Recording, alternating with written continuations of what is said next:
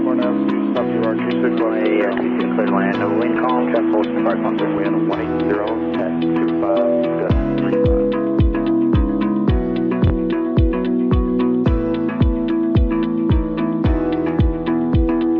35. What I'm doing now is I'm taping up the tops of the rivets so that when paint gets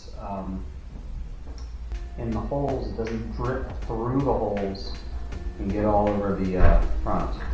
Hey buddy, do you want to help me with these parts or no? Sure. This is something you can definitely help with. Painting. We gotta get this ready for painting. So what we gotta do is we gotta tape all over these holes so that the paint doesn't go through the holes. Alright, so we're looking at surface prep. So now, obviously, I am not painting the outside of these skins. I'm focusing on the inside. My thought here was that it's possible that paint would drip through these rivet holes, so I thought it would be a good idea to tape up all the holes with some hockey pad tape that had been recommended. But as it turns out, it's very unnecessary, so I don't think that this was necessary. But anyway, episode 9 now, we are painting the skins and other parts, in fact, of the entire horizontal stabilizer and the vertical stabilizer. Later in the episode, I'll be working on the stiffeners as well. So to talk about the episode, I've got Callista here, and I think Tony's gonna come in just a second and talk with us as well. So what's up, Callista? Yeah. What do you see us doing? You're putting tape on it. Yeah, here's Tony. Yeah, Tony, do you see what we were doing on this one? Putting tape on it? Yeah, do you remember cutting that with me? That's what I said. Yep, so we were putting tape on it so that paint didn't get through the holes. We didn't actually need to, as it turns out. I think that it was a little bit of extra work to do this to make it extra perfect, but really it was more pain than it was worth because then we had sticky residue on the outside of the skins. Anyway, not gonna do that anymore, but you did help me a lot with this. You remember that? Because I was doing like... Honey, do you remember doing this after church day? A church day? Why do you say he was at church? Because he's wearing like churchy clothes. Yeah, but he's not wearing any shoes, and neither am I, and I'm definitely not in church clothes. Yeah. I'm in painting clothes. You must have not went to church, or you just changed your clothes ready to make the airplane. Well, I always go to church, so I probably changed my clothes. So I think I send Tony here to go get some painting clothes on very soon.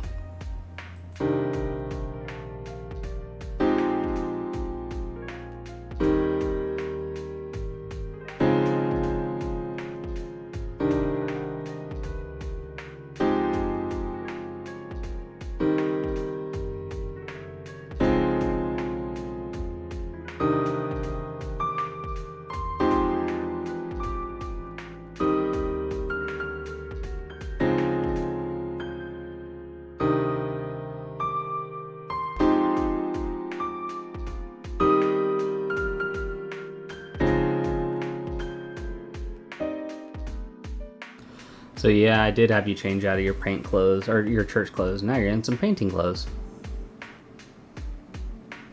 Yeah, you were right. There was those definitely were church clothes, Callista. You guessed just right. Yep. I recognized from the shirt because he wears those type of shirts to church a lot. Yep. Only at Nani's church. No? Sometimes at other churches. Yep, we go to a couple of different churches sometimes. We visit lots of churches. Yep. Not a billion churches. We go to Not about even 5. 4 of them. Do you know any of the names of the churches? Living Truth. There's another Living Living Truth. Yep. Nani's church. What's Nani's church's name? I don't really know. Christian Church. Christian Christian Living Church. Life Church is what they call it. Okay. We've been to Avalon Baptist. I've gone with Grandpa and Mike to the Church of Christ on Avalon. That's where Mike goes. Why are we putting it on the cardboard? Oh, we're testing the spray gun. So I've never actually used the spray gun before. I tested it out without any paint and got the parts that we needed. And then I got all this plastic down to cover over the table and not getting the table painted. And now I'm having you spray it with me. You see that, buddy? Uh-huh. So I did some, you did some, you're holding it with me, you're spraying some.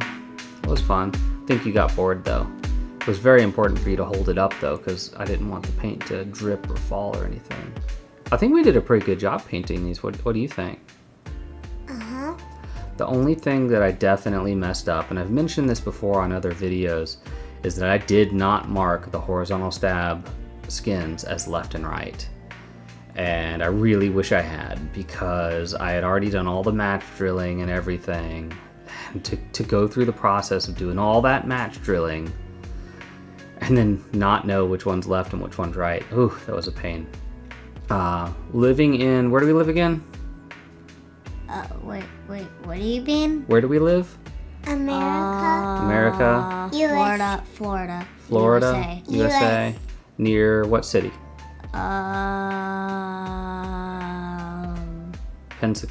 Pensacola. Pensacola. Yeah, it was hot. This is... And it's US. Yeah. Wait, This is where- right around July 4th because we have our American flags out in the yard. You can't see any right now, but trust me, it's near July 4th. So it's hot. So I'm not like, it is, you see me like grabbing these things and flipping them over pretty quickly without waiting. That's because they're already dry. The humidity slows it down a little bit, but it's just so hot that these things with their thin layer of paint is drying pretty quick. And I really like the color that they gave me. This is the SAE epoxy paint. That's what I decided to go with. You know, there's primer wars all over the internet of which primer should you go with. Well, I like this stuff. I'm happy with it. It comes in a spray can as well. The spray can does not match the color perfectly. It's slightly darker. And in fact, each can might be slightly different as well. So they're not perfect for color matching, but that's not the goal of priming. It's not for color. It's for protection. The other part that was painful that I had to learn. Daddy, Yes, buddy. can I go and do my stuff? Yes. The other part that was painful that I had to learn was that spraying into these rivet holes actually does change the diameter of the hole, especially the countersunk rivet heads. It adds a layer of thickness to it. So then your options are to what I've learned from other people is that you can get a scratch awl. So a scratch awl is what I've been using to poke through those holes and sort of get the paint off of them. That seems to be working pretty well. Or re-deburr them. But that only gets like the top bit off. So for the countersinks, it works great because your deburr should be a 100-degree angle. It's the same. But for the regular holes, I was finding myself having to like put some serious pressure or even use a mallet or a hammer to get those rivets to go through those holes, unless I use the scratch awl pretty aggressively to get out some of that paint. Perhaps it would be worth reaming those holes again, but then I'd have to deburr them again. They've already been dimpled. So anyway, the pains of priming are that the primer does impact the holes. As you can probably see, you know, it's covering it up pretty well. So I wanted to get a solid layer of paint. I didn't want to leave any holes or gaps. So I did a pretty good job, but I, don't want to make it thick either. I just want to get some in there. I ended up using about a half quart of paint on all of this stuff. Daddy, why do you want to make this so fast? Oh, well, I don't want to sit here. Nobody wants to sit here and watch me do all this work at regular time. It took forever for me to do. Nobody wants to see that. They just want to see like how it sort of worked, and they might want to look at a specific part and see how I did it. Yeah, so I did do a good job of batching. So I made sure that all of these parts were ready to go and batched together. That's why I did the horizontal stabilizer and the vertical stab at the same time. All right, I have to wait on a new rudder skin to be delivered because the rudder skin I got was pretty damaged. So moving on to elevator parts. I just did stiffeners for the rudder. Might as well do stiffeners for the elevator. Finished painting yesterday. So this is now the next day. This is after all the painting is done, and I'm not ready to start riveting yet. I don't have time for that today, so I'm doing more stiffeners. So I did all the stiffeners for the rudder the previous day, as you heard me say there. Now I'm doing the stiffeners for the elevators. So I've got... Daddy, yes? that shirt was the shirt that had a hole. I know, it had a hole in it. I saw that. Anyway, I'm doing the stiffeners for the elevator now. I learned a lot from the first one, but this was a lot faster, and this is kind of nice when you batch stuff together. Doing the elevator and the rudder stiffeners all around the same time. I learned those lessons just yesterday, so it really helped to have done one right after the other. And I don't have to relearn any lessons on how to cut these things, how to smooth these things, etc. I had just done these like 2 days ago. So now you see me working on the bandsaw, so you can't really see what I'm doing here, but effectively all I'm doing is the tin snips give me a rough cut on what I need, but I always tried to cut in a way that the pieces would end up being slightly too big in most places.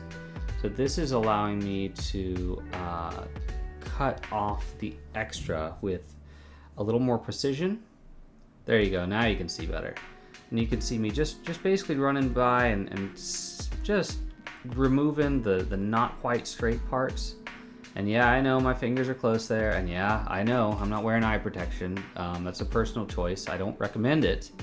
But where I live in Florida, it's so humid and so hot that eye protection fogs up in 4 seconds. So you either gotta wear something inadequate or something that fogs up. It's really difficult to find good eye protection that doesn't fog up in Florida. Even our goggles when you go swimming just fogs up constantly, so you have to rinse them out. You remember that? You take your goggles out and you rinse them out? Yeah, but I have to do that a lot.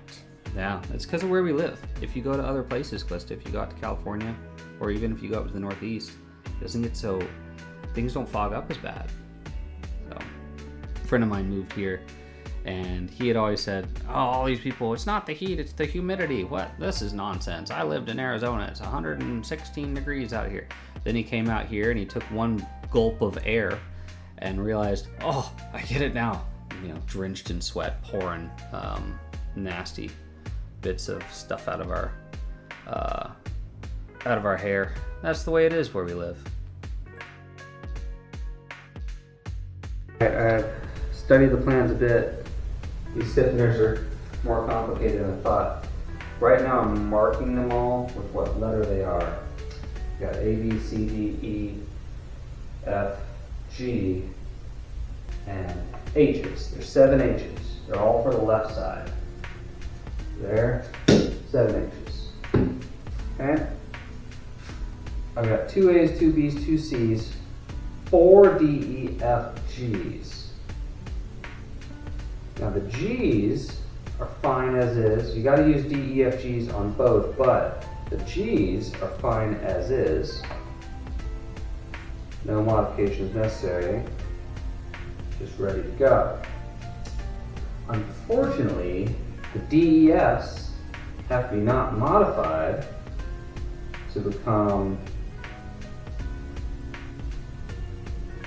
J's, K's, and L's. Alright, so what I'm referring to here is that the stiffeners, effectively what the stiffener is you rivet it into the elevator and into the rudder. With the elevators, with the rudder and the elevators, you need some on each side. So for the rudder, it's on the left, some on the left side, some on the right side. With the elevator, some on top, some on the bottom. But the left elevator has a trim tab built into it. So the stiffeners for the elevator itself are a little bit shorter in the area where the trim tab fits in, and a little bit longer in the other areas. Yes? What do you mean by elevator? So the elevator is the part of the plane on the back of it, on the tail, that goes up and down. Oh, yeah. And it makes you go up and down like an elevator does. Oh, yeah.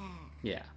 So anyway, I'm working on these stiffeners, and just because of the difference in sizes between the two, they give you stiffeners that are long enough to fit both elevators, and then for the shorter one, that is the left, you have to trim some of those stiffeners.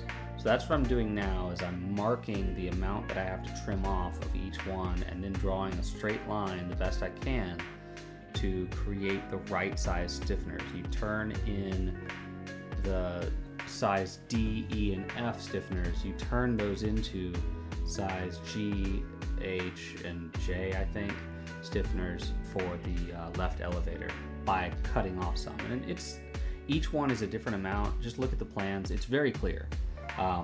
What's funny in the plans to me is that they talk about measurements down to like the 32nd of an inch. I can't be that precise. I can try my best, but that level of precision is beyond my ability right now for sure. Maybe it's just because of my tools, I don't know, but being that precise is impressive to me. I did my best. I think I did a very good job. I think that what I made ended up being within a 32nd of an inch, so I'm happy with it. But in the end, I can't be that precise. So anyway, I was happy with the end result. You want to say bye? Bye.